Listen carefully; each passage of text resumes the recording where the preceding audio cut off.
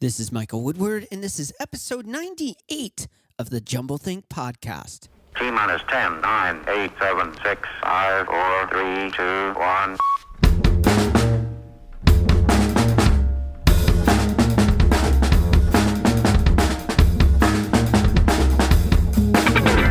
Welcome to the Jumblethink podcast, a podcast focused on telling the stories of dreamers, makers, innovators, and influencers.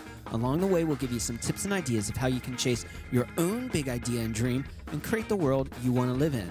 Our guest on today's episode is Alex Moscow. More about Alex in a moment. Our guest on Monday's episode is Allison Carty.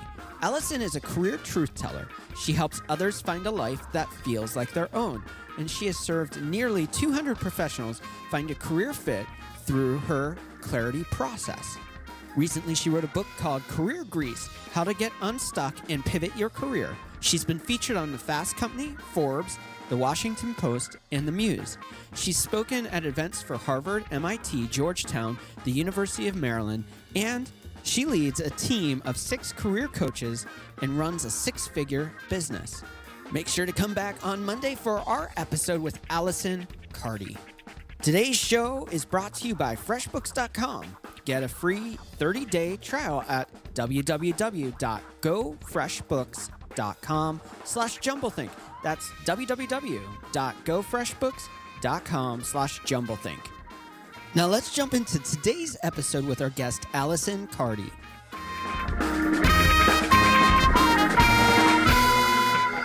Hey there, welcome to the Jumblethink podcast. My name is Michael Woodward, and I am your host. Super excited to have you along for today's episode.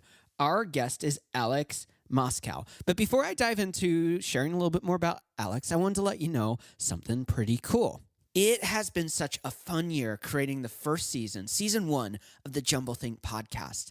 And we have had nearly 100 episodes with amazing guests. I want to make sure that you know how you can find the Jumblethink podcast, whether it's getting ready for season 2 or going back and checking out some of those past episodes. The Jumblethink podcast is nearly in every place you might like to listen to your podcasts. You can find us on iTunes, Apple Podcasts, SoundCloud, Stitcher Radio, iHeartRadio, Google Play, and I'm super excited to announce you can also find us now on Spotify. Wherever you listen to podcasts, swing on over, search for the Jumblethink podcast, click that follow or subscribe button. That way you can check out those past episodes and get ready for new episodes in season 2. Thanks again for listening to the Jumblethink podcast, and I hope you're as excited as we are for season 2 of the Jumblethink podcast. Our guest on today's episode is Alex Moscow. He is a super cool guy. He leads a multi-million-dollar coaching and seminar organization. He's helped world-renowned coaches and speakers to grow their businesses, and he's sold over $1.7 million in coaching packages. He hosts multiple programs, including the Effortless Enrollment, the Inspired Action Mastermind, and Small Events, Big Profits. He also hosts a Prestige program. Alex has a really cool resource he's given away to all of our listeners, so stay tuned for that later in the episode. Let's jump into the conversation I had with Alex Moscow. Alex, super happy to have you on the podcast. Thanks for taking time out to share your story. Thanks, brother. Excited to be on today. Before we dive into business, let's talk about having fun and why that's so significant in the world of being a dreamer and having big ideas. So having fun it's been so important to me because so much of my life, like I've really been focused on how to become my best self and how to achieve. And at first, as I'm sure I'll share here in a moment, like I've actually had a challenge with a speech impediment with a stutter for my whole life. Yeah. And so for my whole life, I was hustling and I would achieve, and I became a high achiever because I never felt good enough inside. Yeah. You know, I always felt like I needed to overcompensate because of my stutter, and that, you know, people would like me when I achieved more, when I was on varsity sports teams and all that kind of stuff, right? Yeah. And so even though I would achieve all these goals, like I would never feel happy inside, or I never feel peaceful, or I would never feel fulfilled. Yeah. And so there's been a couple of breakdowns in my life that have happened to where it just got me really deeply back connected to, okay, like, why am I doing this in the first place? And it's something that a concept that I really learned at a deep level from my girlfriend Jennifer Hootie, is to really be a conscious hustler. Like, I believe that there's a lot of marketing coming at us these days about like hustle, just sleep when you're dead, hustle, all that stuff. And yes, I believe in a hustle. Like, I believe that you have to work your ass off. And I believe that if you put things in mind that are important to you, it makes your hustle so much more effective. Because I've definitely gone, 12, 15, 18-hour days of hustling. And then at the end of the day, I look back and I'm like, what the heck did I get done, Yeah. So for me, fun, it's been so important. Like, so I'll give a concrete example is like, I believe that we live in different seasons of life and business. Yeah. And so last year, my season of life was fun. So it was the most important thing to me. So I would structure my work life to where I'd work 6 to 8 weeks. And then like I would plan a fun trip. So for me, I'm huge into music festivals. I love electronic music, love house music, love techno, all that kind of stuff. And I travel all around the world to like go and watch and listen to my favorite DJs. And so I would like plan 6 to 8 weeks of intense work, and then I would take a week off and I would go to a festival. And it was just, it made me so much more, it made me so much more effective and productive when I was incorporating fun into my life. So just really presently, that's what I believe is fun is so important. Well, I want to get into what you brought up about the stutter, and I think the deeper question there, which is overcoming obstacles. But first, I think it's really important for us to set a ground level of what you do on a daily basis, what it is that you create, and how you help people. Yeah, so at like a core, a really basic level, I have a training and coaching company that helps coaches, experts, speakers, one with high-end sales and two with how to do really impactful live events. So I have one brand called the Effortless Enrollment Blueprint, which is helping coaches and experts to effortlessly enroll high-end dream clients. And then I have another brand called Small Events, Big Profits, which is how to run highly transformational events and retreats with 6 to 16 people and walk away with 6 figures in 3 days. So I have a training company that really serves that market, and with heavy emphasis on high-end sales and heavy emphasis on how to create incredible experiences for people, but that are also super profitable as well. That's really, really cool. And I want to get more into your journey, but we're going to rewind a little bit. You mentioned the stutter, and so often we look at whatever makes us less, in our own eyes often, than what others may perceive us as, or even reaching our full potential. Tell us a little bit about that story of the stutter and how you perceived it, but then once you changed that mindset, when you changed your perspective on that, you actually have been able to expand what you do into a market that's influencing influencers. That's an awesome question, man. There's been many different interviews that I've been a part of, and that question, how you phrased it, was just awesome, man. So super appreciate you. Yeah. So yeah, it's fascinating, man. Like I can remember back, and I believe that everyone listening, that you can remember back, and there was a point when, like when you're a little kid, of why you actually knew why you're here, Yeah. Before you went to school and your parents told you a certain thing, or a teacher influenced you a certain way. Like, and for myself, I remember that I've always been fascinated with dreams. Always fascinated with dreams. Always fascinated with helping, like talking about people's dreams. As a little kid, it was what I was obsessed with. And so, like, as I went throughout school, and like I learned that I really had a challenge communicating and expressing myself, and kids made fun of me and all this other stuff. Like that dream of wanting to help people with dreams just kind of got stifled. Like there's different situations that happened where I just didn't feel safe to share that stuff anymore, right? Yeah. So, and then I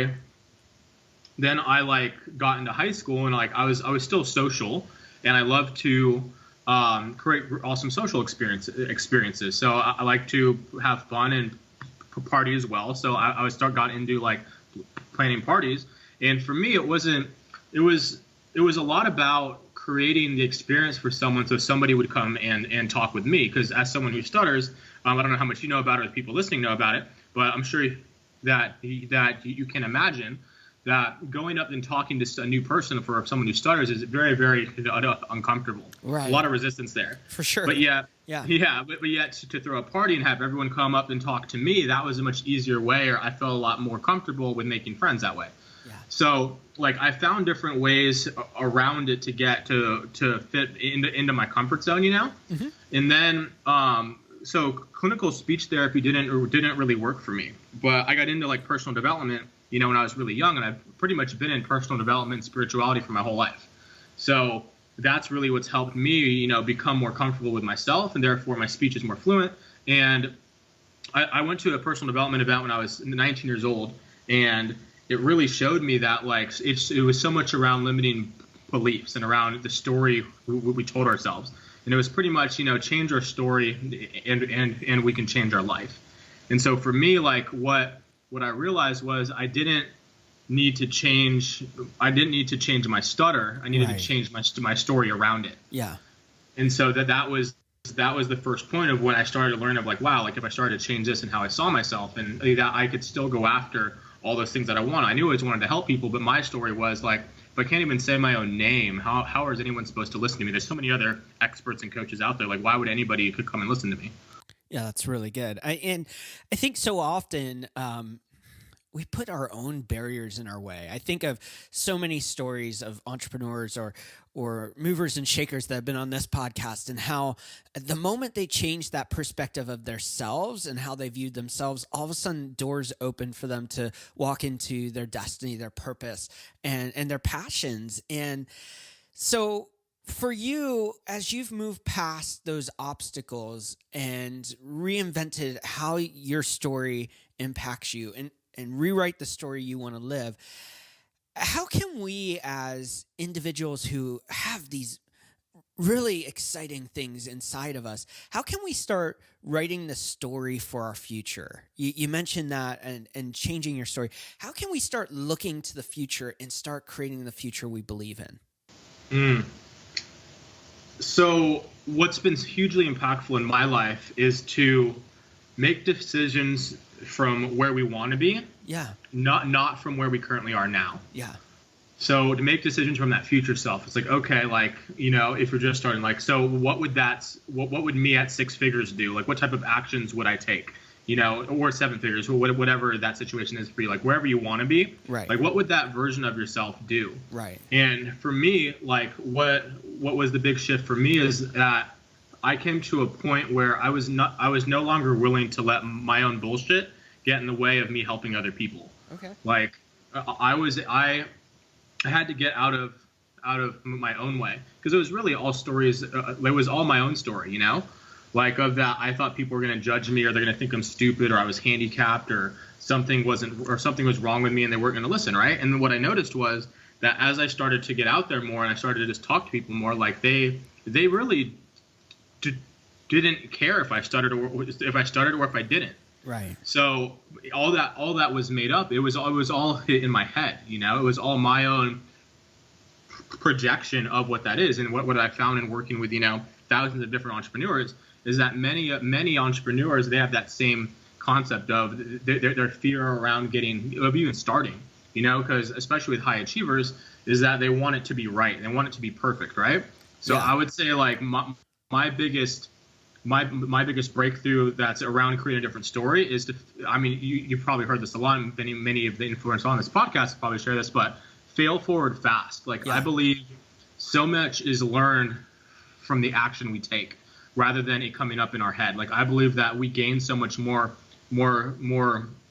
knowledge and experience and breakthrough from the actual action of doing it, of getting it out there, of talking about the idea that you want to do, of doing it and failing and figuring out what works, what doesn't work, rather than, just sitting there and mulling it over in your own mind over and over again.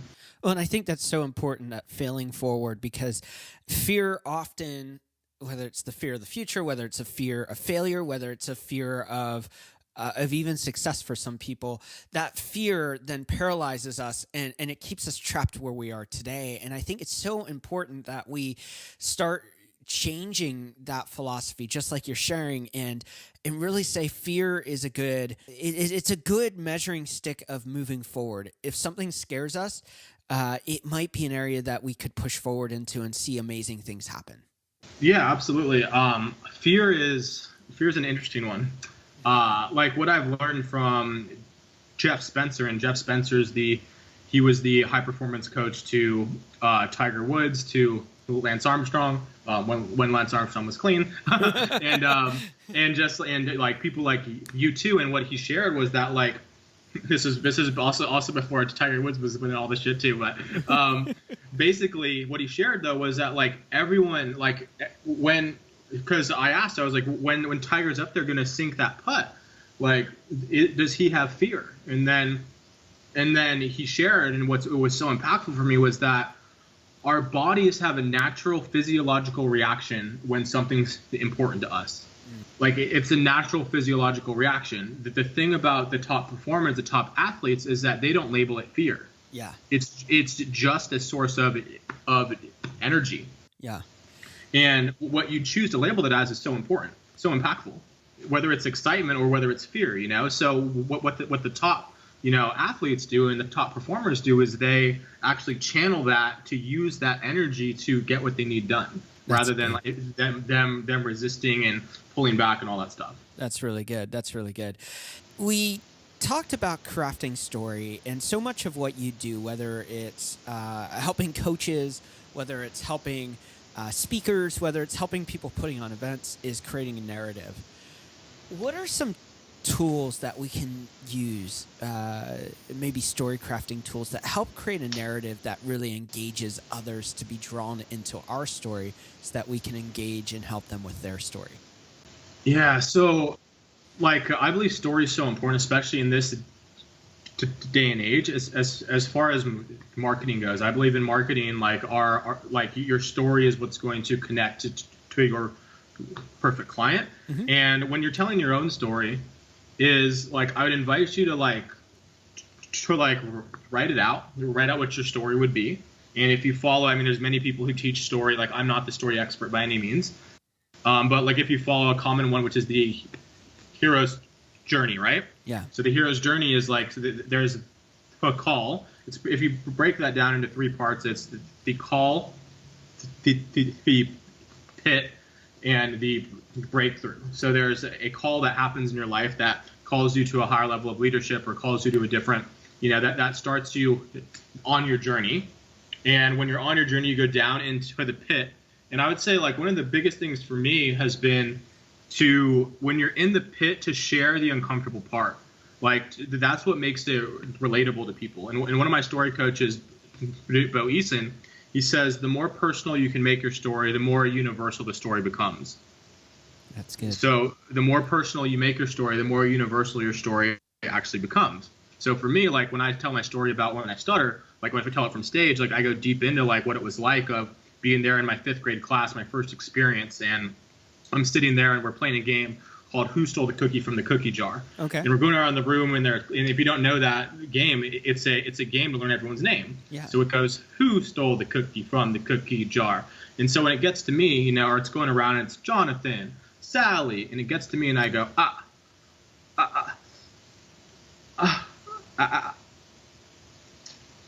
and I'm sitting there and I'm 5 years old and I'm hitting my arm and I'm just starting to sweat and I can feel tears just starting to build, and I was giving everything in my 5-year-old self to say Alex, and I couldn't say my own name. Wow. And so there's a point that happens when I just give up and I sigh, and then I hear a chuckle and a laughter. I open my eyes and the whole kindergarten class just erupts into laughter. And I burst into tears and I just ran out of that room. Wow. And so, like, with what I share there, like, I can't even tell you how uncomfortable that was the first time I shared that, Yeah. And even though, like, even you, Michael, like, you've never heard that part of my story before, and, like you also don't stutter.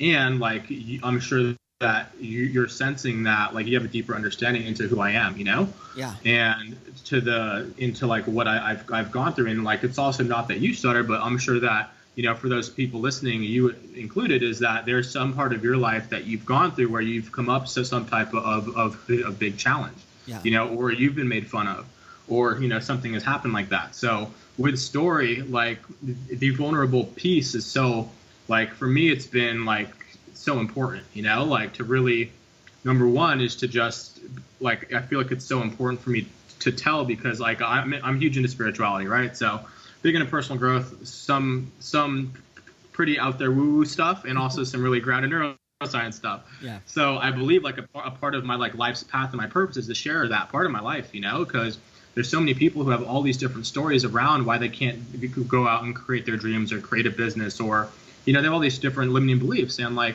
I know a part of my journey is to share that, like, hey, like I have a challenge even like communicating with people. And like, yeah, you have fear that comes up when you're going into sales conversation. Like, imagine what I feel, Right. And so it's because I still have all those, I still had all that sales fear. And on top of that, it's like fear if they're going to judge me, or they're going to think I'm stupid, or I'm going to get made fun of, or whatever it was. So in story, it's so important to, like, when you go into the pit, to tell that part, like tell the part in the back of your mind that you really don't want to tell. Right. And see how it lands, see how it lands. Well, and I think so often culturally in America, and I think this is very much shifting, whether it's a generational thing, whether it's just the times we live in. But, there was, I grew up in the 80s and 90s, and there was the image of the strong man, the person that had it together. They were the image that you wanted to emulate. They were the person you wanted to be. And what that lacked was true vulnerability and honesty and narrative in their story, in their truth of who they were, whether it was a failure that they shared, or whether it was maybe they weren't satisfied. And we're finding out so many people that have all of these successes live lives that they just don't feel fulfilled. I love that the vulnerability is part of the narrative that you tell, because that honesty, that transparency is so relatable, and it's also releasing, because it releases you from your own perceptions, but also fears. As you step into that, releases fears. And for others, it brings them into a narrative where they can say, maybe I don't stutter, but I can relate to feeling embarrassed or in a situation, or I can relate to trying something and just not being able to get through to where I know what's in my head, but I can't get there. And that shift in our culture right now is, it's really interesting. It's very scary for a lot of people, but it's so freeing once they get into that flow of vulnerability, honesty, and just transparency for being who they are. Totally. And so one of the things that I found really freaking fascinating was just like the like different side benefits from it, Yeah. Because like of when I've shared my story, like all the things that like I couldn't in a million years like predicted the experiences that I've had. Like, for example, I like there's been multiple times where I've spoken on stage, and there's I'll speak on stage and I'll get off, and then there'd be like, there's people afterwards who want to talk and chat. And then there's always like one or two people who just wait, and they like wait for the line to die down. And I remember, that there was this, I was in San Francisco, and there was this woman who just kind of hit out, and she waited for everyone to be gone. And she just came up to me, and she came up to me and she just shared that her 6-year-old son stutters. Wow. And that like they were like, her and her husband were like losing faith, and they're just like really just like, crying every night because of just the fear of what their son would have to like go through. Wow. And just that my story was just like, it was like a beacon of light for them. Yeah. And it was just like, it just melted my heart, man. And it was just like, it's also why I do what I do. Yeah. So it was just like such an incredible experience to just sit with her and just to just share, share authentically like what I went through and just what happened. And then we exchanged contact info, and I said, if there's anything I can do, for your son throughout his life, like let me know, because that's truly what I'd love to help her with, or if I could provide any type of feedback, So that's like so cool. That's happened, and it's like, when you go to that place, I believe, like I believe, like I said, I believe in some woo-woo stuff. So I believe when you step more into alignment with who you're meant to be on this planet, that the universe has an interesting way of rewarding you. So when you take those courageous actions, those courageous actions that get you to birth into a new version of yourself that the universe will reward you by different experiences, whether that's a new higher level of clients attracted to you, or you get like a beautiful experience like I just shared with like completely unexpected. So I would encourage everyone listening to develop that relationship with what some may label fear, and as you push into that and as you take action on it, not just talk about it, but actually take action on it, but just notice what comes up and what shows up in your life because of that. I want to pivot a little bit here and talk a little bit about how you got into what you're doing today and how you found this as a space that you really resonate with personally. So often we think of traditional jobs, whether it's the 9-to-5 office job or whether it's working at a grocery store, whatever it is. And so many people limit their ideas of what they can do to the status quo, what everyone else is doing, keeping up with the Joneses instead of pushing the boundaries of what is possible for them as an individual. How did you get your start? How did you make a break into this space that seems so daunting and overwhelming to work with others and coach them and give seminars? It sounds exciting, but it also sounds really scary for a lot of people. So how did you make that transition and that start for you? Yeah, so for me, like I was at the time, I was in college. I was going to the University of San Diego, and it was like $23,000 per semester. And so I was doing the math, and I'm actually half Asian, so my math only works half the time. And I was doing the math and I was like, man, I'm going to come out of this thing like 200 grand in debt almost, and I'm supposed to get a job for like 42 grand per year. Like, that doesn't make any sense. Right. So I started to look at online of like how to make money online. And so I was brought up in the like online marketing world. And I've always wanted to help people, but I didn't know, or I didn't have the confidence that people would actually listen to me for my advice. Right. And so I was always that kind of friend in my friend groups where everyone came to me for advice, and I've just always naturally been like that, right? But I just didn't have the confidence to do it. So I got into online marketing, and I wanted to really help businesses. And then I didn't think that they would listen to me for my personal development, or they listened to me for my sales. So I hid behind a computer because I was younger. I started my company when I was 20 years old. And like I said, I'm half Asian, so I look like I'd be good with computers maybe. And so I got into that world, and then I started to go to events like I shared, like that event when I was 19, changed my whole perspective. So I started to go to these events and learn about online marketing. And then it was really interesting because I was able to attract amazing mentors into my life. I was, as someone who stutters, my perspective was how is this happening? Why would I be able to attract, the most amazing, incredible people in the room? But that was my continued experience. And so I wanted to help people. I just didn't have the confidence to actually do it. So I hired my first high-level coach when I was 21. He helped me land a six-figure client when I was 21 years old. Wow. Had no idea what I was doing. He just gave me a simple framework to follow, and I did it. Wow. And then I had an online marketing company, but I had no idea how to actually run a business. Okay. So I was doing everything on my own. I was making great money. I was 21. I was making about $17,000 a month, and I just didn't know how to scale. Didn't know how to build a team, how to outsource. And so I was burning out. And so the actual universe aligned where my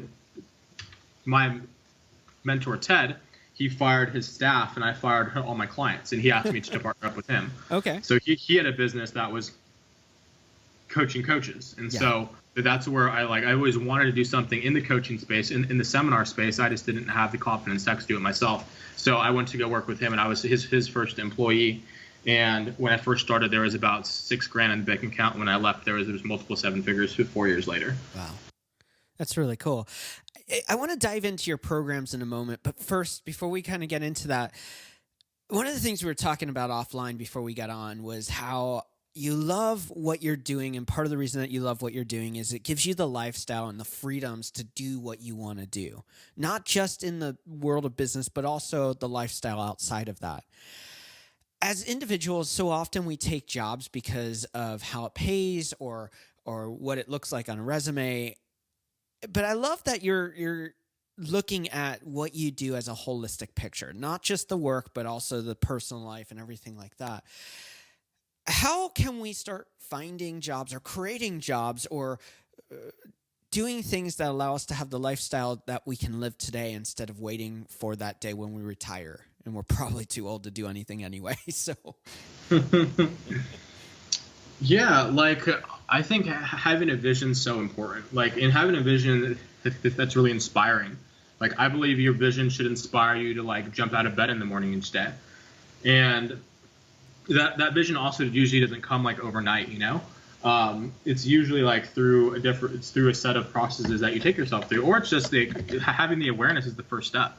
Yeah. You know, the awareness of finding podcasts like this, of just hanging around people who are doing it. Like, I would say that the biggest thing would be to go to seminars, like go and get in the physical space of people who are doing it, hang around people who are living that life, you know, or even people who want to live that life, you know, like, because my experience was I was 21.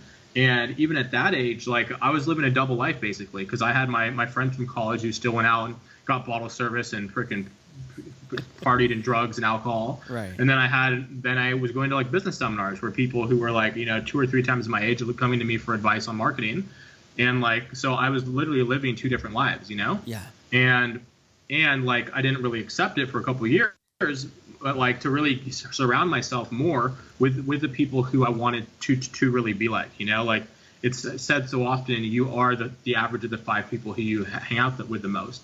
And so if you're just starting, like, and if you don't have a direction, or if your vision isn't crystal clear yet, or if you know, have ideas but no real strategy of how to do it, I would say, like, one of the greatest gifts you can give to yourself is to go to a seminar that gets you around the people that actually are doing it, that are living their dream life, or who have the consciousness that that's possible, and who are going after doing it. That's really good. Let's dive a little bit into the programs you have. The one I'm most excited to talk about actually is the Small Events, Big Profits. So often we think of, you know, the Tony Robbins of the world and these massive events and how they're being so successful because they're putting on these massive events. But sometimes we forget that small little gatherings, small little things can be incredibly powerful and successful.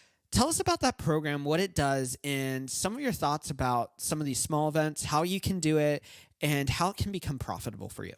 Yeah, so this program was birthed when just of what I noticed in working with, you know, thousands of different coaches, of like a constant theme I heard was like, yeah, I'll do a seminar when, you know, yeah, I'll put on this amazing retreat someday. And I called it someday syndrome. Okay. Where like they really, like, they thought that they needed, you know, thousands of people in the room, or even hundreds. And what I found is, you know, for me and for the people who I've worked with and I've shared this with, like, what's been really impactful is to create a more intimate event. Like, because when you have, you know, 10, 15, 20, 25 people in a room, like, you don't have to have massive influence over hundreds. Like, you can just talk to those, you know, 15 people, and you can actually talk to them, you know, like in a room of 100 or hundreds, you don't have the ability to talk to everyone, you know, where when you have a smaller room, you can just be yourself and you can talk to them about whatever your area of expertise is. Yeah. So it allows for more flexibility and you to just be you. Yeah. And also what I found is like the conversion rates of selling a high-end program. Like, I like small events too, because I believe they're the most impactful way to sell a high-end coaching program or a mastermind. And the conversion rates are so much higher. Like, if you have a room of 100 people, and this is like standards for some of the top people in the industry, if you have a room of 100 people, they'll convert 7 to 15% into a high-level mastermind or coaching program, anywhere from $10,000, you know, to usually $25,000. With a small event, you'll convert anywhere from, my experiences, anywhere from 35 to 75%. So, like, at my last event, I had 9 people there, and I did $280,000 in sales. Wow. So with only 9 people there. Wow. And so, like, And like I have clients, like I just had a client, Kiara. She sent me a message yesterday, and she just did her first ever retreat. She had 12 women there, and she did like 90,000 in sales. Wow. I have other clients like Dr. Matt, who's a chiropractor, and he started to do retreats, to where at his first retreat he went from just a traditional brick and mortar office to doing transformational 3-day retreats, and at his first retreat he did 41,000 in sales. Wow. From just 3 days. Yeah.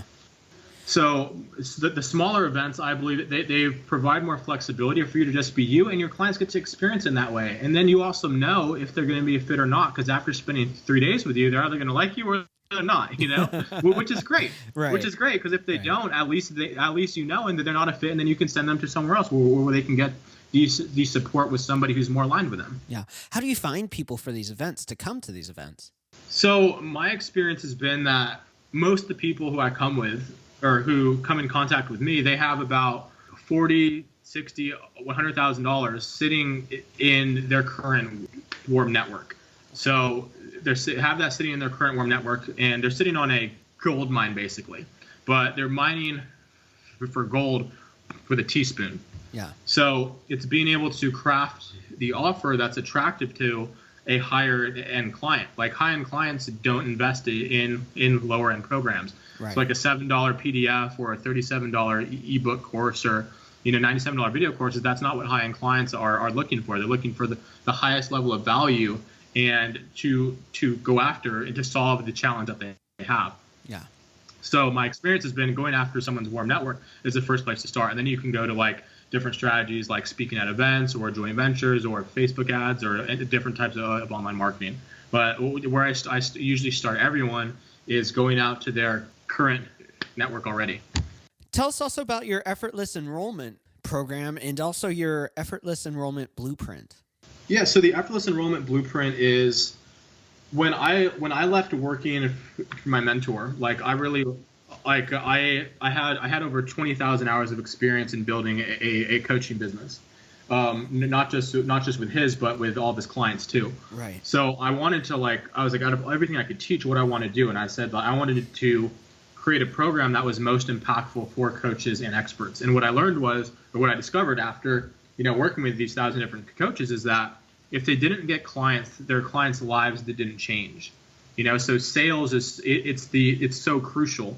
And we live in a world where there's so much marketing coming at us, so much incredible marketing, that I was a part of. And what I learned was that you can't market yourself out of a sales problem. Right. Like you need to be able, like a coach's lifeline relies on how to get clients, if they can get clients. And so my Effortless Enrollment program, it really teaches coaches how to create a high-end offer that's going to be attractive to who is their dream client. Get them really clear on who's their dream client. What's the message that's going to attract them. What's the program that's going to be attractive for them, and then what's the sales process that's going to enroll that client at $5,000, $15,000, $30,000, $50,000 and beyond. That's really good. That's really good. And how can they find the Effortless Enrollment Blueprint? Yeah, so if you go to my website, alexjmoscow.com, that's ALEXJMOSCOW.com. I have on my homepage, there's a training called the Effortless Enrollment Secrets, the 6 essentials to enrolling dream clients at $5,000 to $75,000 price points with confidence and ease. And that's the best way to get information about it. I have it on there. It's a 60-minute training on my 6 essentials. It's incredibly value-based. And so if you're a coach, if you're a speaker, if you're an expert, and if you have any interest at all at being able to attract a higher quality client who's committed to doing the work, who shows up on time, who follows through, who sends raving fans, and who is happy to pay you what you're worth and more, then this training is definitely for you. So if you go to my website, alexjmoscow.com, just the actual opt-in there on the homepage is you can access for that training. And if they want to connect with you further, where can they find you?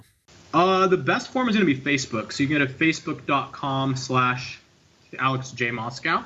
Okay. And you can add me, but add me and then also send me a message too.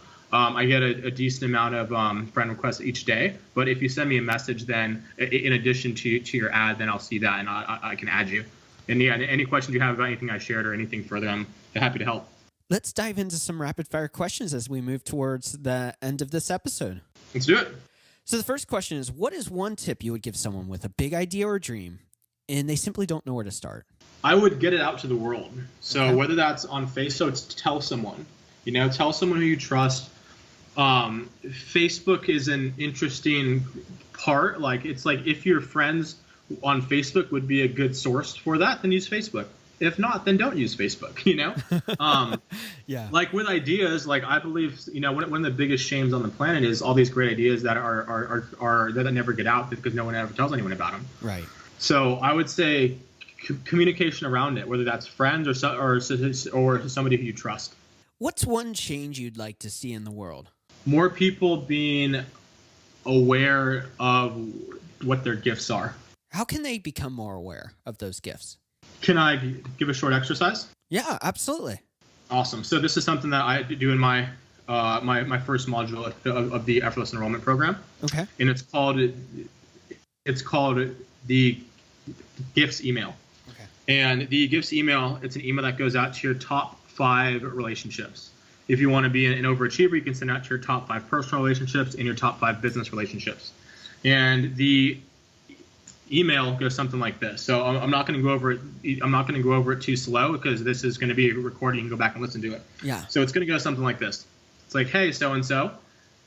Then you want to insert connection point. It was great seeing you at this event, or it was awesome the last time that we hung out and we did this. Insert connection point.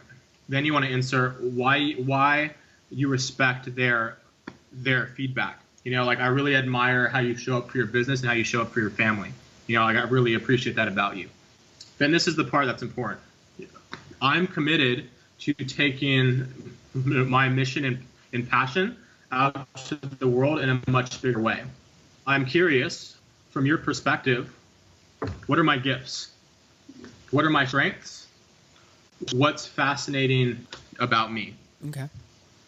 If you could respond in a couple paragraphs, I'd really appreciate it. Looking forward to hearing from you soon. Short and sweet. Yeah. Send that out to your top 5 relationships. And then if you don't hear anything back, what do you think you do? Follow up with them. Yes. But that's like, and also, like, you have to actually send the freaking email. You have no idea how many people I give this exercise to, and they write it and they don't press send. Right. Because it's like, they're like, oh, like they'll write and like, oh my goodness, I actually have to, like, what if they don't respond? Everyone's shit comes up. So Right. I share that with of like, if they don't follow up, trust me, they want to, they just may have missed it. People are getting hundreds of emails every day. Yeah. So follow up with them. That's good. That's good. What do you want your legacy to be? My legacy is, it's so much around their gifts. Like, I believe if the world were more aware and living in their gifts, we'd live in a much different world. Okay. And so I want it to be around, like, how you can get highly rewarded in life for literally just being you. Like, stop trying to be like someone else. Stop trying to be like Tony Robbins. Stop trying to be like Gary Vaynerchuk. And if you're just more of yourself, that, the universe will reward you for that. And as a whole, as a planet, like, if we were more conscious and aware to what our unique abilities are, and we were living in that we'd have a much different place and a much different kind of world we'd be living in. Who or what inspires you? People with big ideas inspire me. Okay. So, like, who go against the status quo, like a Steve Jobs, like in Elon Musk. What are you currently reading or watching? I just watched a really good documentary. It's called Neurons to Nirvana. Okay. Neurons to Nirvana. And the documentary it's all about psychedelic medicine. Okay. Really, really fascinating stuff. Super fascinating stuff. It's about psychedelic medicine and corporate drugs. Okay. Yeah, fascinating one. I end every episode with this final question. What is one dream you're still wanting to fulfill in your own life? So, like I shared, I'm half Asian, so I'm half Laos. My mom is from Laos, and she came over as a refugee from the Vietnam War. Wow. And she's been here in the U.S. for 38 years, and she's never been back. So a dream that I haven't fulfilled yet, but yeah, I have planned for 2018 in September, is I'm actually taking her back to Laos for the first time in 38 years. Wow, that's incredible. Alex, it's been a lot of fun having you on the podcast. Thanks for sharing some incredible stories of your life and just creating awesome impact in the lives that are around you. Awesome. Thanks so much for having me, Michael. It's been a blast. Once again, I want to thank today's guest, Alex Moscow, for taking time out to share his story. If you want to learn more about Alex, you can head on over to alexjmoscow.com. As always, you can swing on over to jumblethink.com, check out the episode notes, and you'll find the links to his website and social channels there. On Monday's episode, our guest is Allison Carty. Allison is a career truth teller. She helps others live a life that feels like their own. She has served nearly 200 professionals as they find a career fit through her clarity process. She's also an author. She's written a book called Career Grease, How to Get Unstuck and Pivot Your Career. She's been featured on Fast Company, Forbes, The Washington Post, and The Muse. Allison has also been a featured speaker at Harvard, MIT, Georgetown, and the University of Maryland. She leads a team of 6 career coaches and runs a 6-figure business. Make sure to come back for Monday's episode with Allison Carty. I love when we can give you an update on a past guest. Earlier this year, on episode 43, part 1 and 2, we had Matthew Schutte from the Metacurrency Project on the podcast. He shared about their new Holo community, and they recently launched a really cool campaign on Indiegogo. You may be asking, what is the Holo Project? Holo is a community committed to growing a truly peer-to-peer internet. Holo helps accomplish this by allowing anyone to access distributed applications simply by typing in a URL into the web browser.